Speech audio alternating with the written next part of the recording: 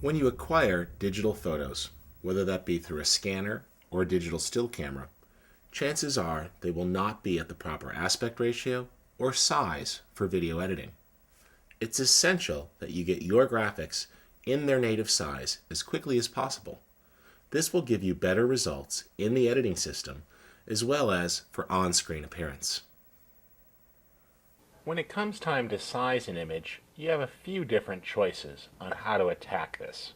One method involves using the crop tool. And to do this, you need to enter a target size into the options bar. For example, if I was working with standard definition video for NTSC, I would type in the size in square pixels of 720 px for pixels by 540 px for pixels. You could find these sizes listed in Chapter 2. We could then go ahead and crop the image to the size that we want. And in doing so, we can move this to reposition. We then click the return button and the crop is applied. Next, you must resize to the correct non-square size for the image, and this will distort the pixels. We can choose Image, Image Size, uncheck the Constrain Proportions box, and type in the correct size of 486 pixels.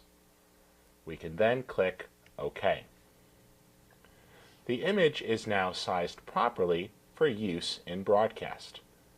If you'd like the image to appear undistorted inside of Photoshop, go to the Image menu and choose Pixel Aspect Ratio, and assign the correct pixel aspect ratio. In this case, D1/DV NTSC with the pixel aspect ratio of 0.9. And you'll notice that the image now appears correct on the screen. That's one way to do it with square pixels and the crop tool. Let's go ahead and revert. I'd like to add one additional step. If I double-click on the layer and name it, such as flowers, I can now, of course, go ahead and crop to the size that I want. And click the Commit button. But before doing that, there's an important change. Over here on the left, you'll see Cropped Area. And if I go ahead and change that from delete to hide, I can now go ahead and crop. This, however, allows me to move the image around and reposition it, because all of the original pixels are still there. They've simply been hidden. Then complete it the rest of the way with Image Size, unchecking Constrain Proportions, and type in the appropriate height, such as 486 for broadcast, NTSC D1. Click OK, and assign the correct pixel aspect ratio for your tape format. The technique I'll show you works just fine for Photoshop CS, CS2, or CS3, as well as any earlier version of Photoshop. The notable exception that the pixel aspect ratio menu is not available except in Photoshop CS or later. Let's go ahead and close this document, and I'll show you one other method. If you are using Photoshop CS, CS2, or CS3, you can simply choose to make a new document. Pick from your preset list, and make sure you choose a format, such as the NTSC D1 again, and click OK.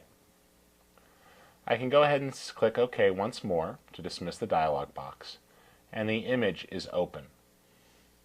At this point, you could simply go back to the other image, select all, and choose Edit Copy. Close that document and choose Paste. And that pastes the new image into the Photoshop document. The act of pasting the square pixel image into a non-square composition will automatically convert the image and set it to the correct pixel aspect ratio. At this point, you can press Command or Control T to invoke the Free Transform command, and then Command or Control 0 to zoom out so you can see the control handles. At this point, you can hold down the Shift key to constrain proportions as you drag, or Shift plus Option or Alt to constrain proportions and drag equally in all directions. Position the image as you see fit. You can even rotate it if necessary. And set the image exactly how you want. Rotate back just a little. There we go. And click the Commit button.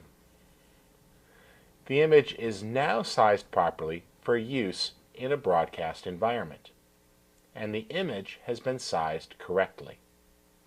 Feel free to choose between the crop method or the non-square document method.